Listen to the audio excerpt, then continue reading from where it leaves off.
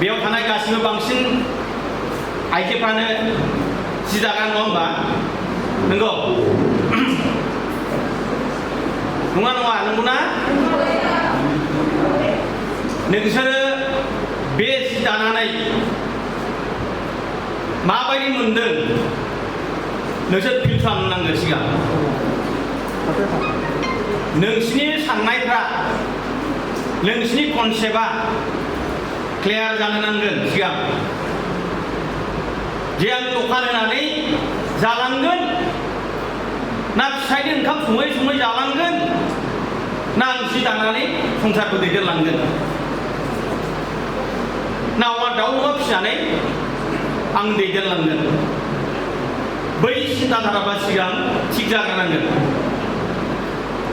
अब्लासो नोंसिनि साननाया साक्सेस जागोन। दिनैहाय बे नेशनेल हेन्डलुम डेनि गेजेरजों आं नोंथांमोनखौ खावलायगोन,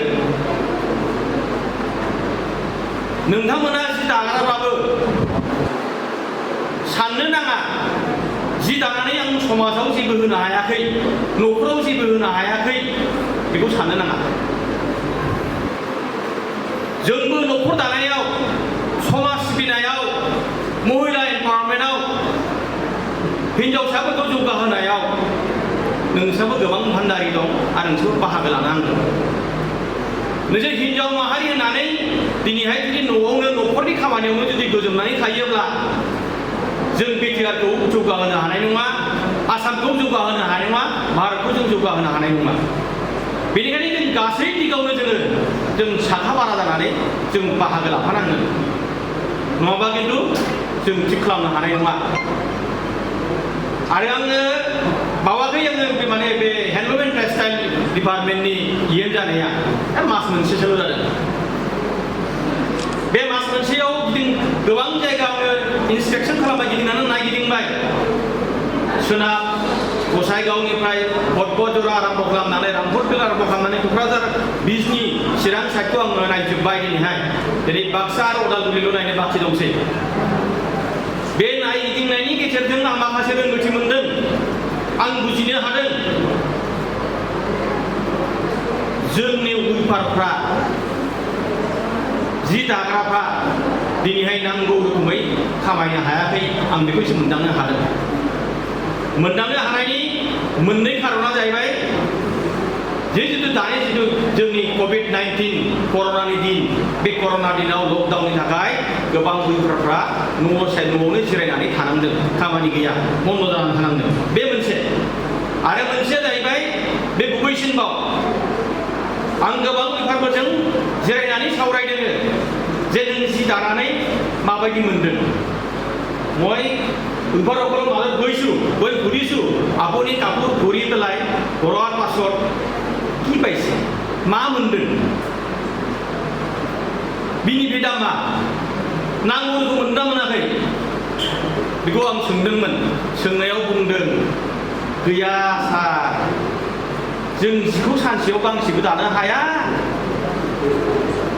एखमबा हाब्लाबो जोंनि 100-150ल' मोनो जि दानानै। जों बाहेरायाव साहा बागानाव साहा बिलाइ खाहैब्लाबो जोङो 200-300 मोनो, नाथाय जि दानायाव जोंना 100-150ल' मोनो होननानै बिथांमोना जोंखौ आपत्ति खालामदों। आं बुंनो आंनि सिगाङाव आपिल खालामदों। नोंसोरलाय माबायदि बुङो? नंगौना नङा? এই কারণে অফিসারসকলক, উইপাৰসকলক মই অনুৰোধ কৰিম, আজি আমি একোখন পৰিয়ালৰে মানুহ বুলি ভাবি পেলাই আমি কাম কৰিব লাগিব। मिथिगौ, जोङो बै बारा गोजान गोजान बास जिरायनानै खामानि मावोब्ला बारा ঠিক जानाय नङा। উইপাৰৰ ওচৰত আমি অফিচাৰসকলে যাব লাগিব, কি অসুবিধা। উইপাৰসকলে दाग्राफ्राबो नों अफिसारफोरनि सिगाङाव फैनांगोन, जोंनि सुबिदाया मा जादों जायाखै, मायाव बेग जादों, मायाव ड्रबेक्स दङ, बेखौ उलार কাৰণে আমি ব্যৱস্থা কৰিব লাগিব। बोरैबा जोङो एकदमबारे बे हेन्डलुम एन्ड टेक्सटाइलखौ जों गोजौ थाखोआव लांनो हायो नामा, ইয়াৰ ব্যৱস্থা আমি কৰিব লাগিব।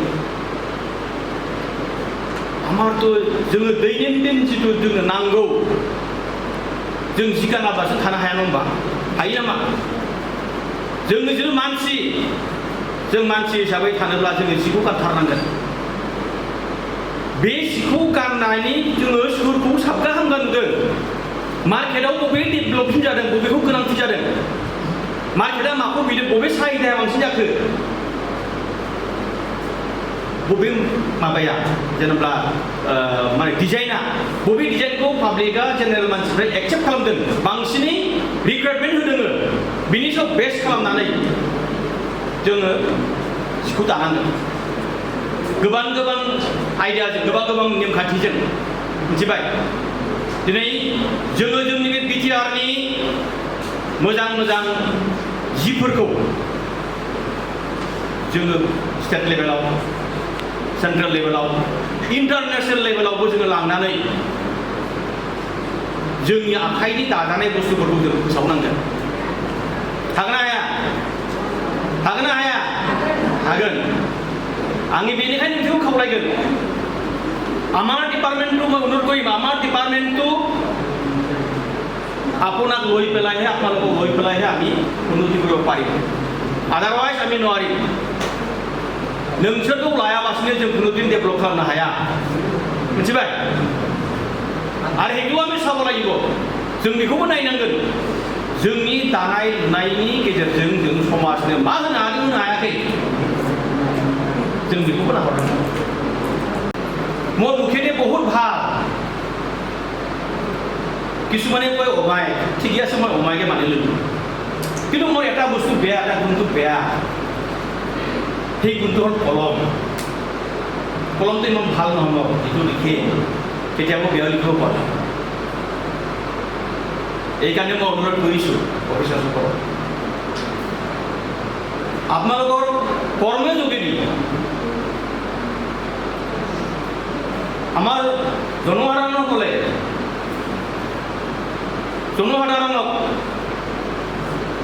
যাতে আমি কিছু ভাল এটা মেছেজ দিব পৰা যায় সেই কামটো কৰিব লাগিব আমাৰ অফিচ ইনফ্ৰাষ্ট্ৰাকচাৰ নাই কোনোবা জায়গাত বেয়া অৱস্থা গোসাইগাঁও সুপাৰিনটেণ্ডেণ্ট অফিচ আজি হাউজেণ্ডত আছে বিজনী সুপাৰিনটেণ্ডেণ্ট অফিচ আজিও হাউজেণ্ডত আছে ইফালেতো মই চাৱাই নাই এতিয়াও মই প্ৰথমে এনেকুৱা কৰিব বিচাৰিছোঁ আগৰ দিনত ঠিকাদাৰসকলে আমাক গাইড কৰিছিল কেনেকৈ গাইড কৰিছে যে এইটো কৰিব লাগিব সেইটো কৰিব লাগিব সেইটো খাব লাগিব কি খাব কি নাখাব ইয়ে মই তাত সুধি কৰিছিল আমাৰ বিটিআৰৰ প্ৰধান প্ৰমোদ বড়ো ডাঙৰীয়া এটি একচেপ্ট কৰা নাই এই কাৰণে মই স্পেচিয়েলি ফিল্ডত গৈ পেলাই চাইছোঁ ফিল্ড ভেৰিফিকেশ্যন কৰিছোঁ সঁচাকৈ তাত ইনফ্ৰাষ্ট্ৰাকচাৰ কেনেকুৱা আন্তঃগাঁথনিটো কেনেকুৱা মই চাইছোঁ য'ত প্ৰয়োজন আছে সেইটো ৰৈ গৈছে য'ত পিছত চলিলেহেঁতেন সেই কামটো আগতে হৈ গৈছে তাত ঠিকাদাৰসকলে জাগা বিচাৰি পেলাই ইষ্টিমেট বনাই ড্ৰয়িং বনাই অফিচাৰসকলক ছাবমিট কৰে ইএমসকলক ছাবমিট কৰে আপোনাক ইমান দিন সিটো দিম তেনেকুৱা ধৰণৰ হৈ গৈছে এইটোৰ কাৰণে মই কৈছোঁ কোনোবা ঠিকাদাৰে যদি মোৰ ওচৰত আহে কাম বিচাৰি মই কম্প্ৰমাইজ নকৰোঁ মই প্ৰথমে ফিল্ডত যাম গৈ পেলাই ইয়াত কি প্ৰয়োজনীয়তা আছে কি বস্তু দৰকাৰ আছে কি বস্তু অনুভৱ হৈ আছে সেইটো আপুনি চাই লওক